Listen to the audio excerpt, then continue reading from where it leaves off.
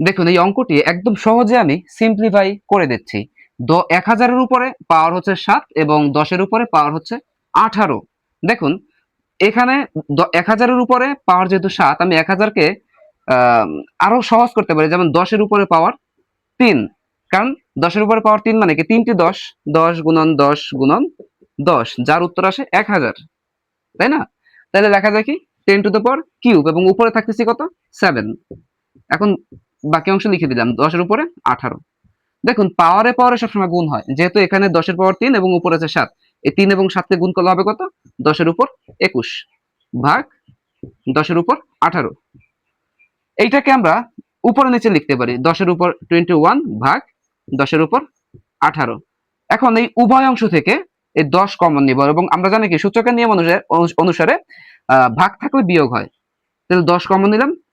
২১ থেকে ১৮ বিয়োগ করতে হবে। তাহলে থাকবে কত? ১০ এর উপরে ৩।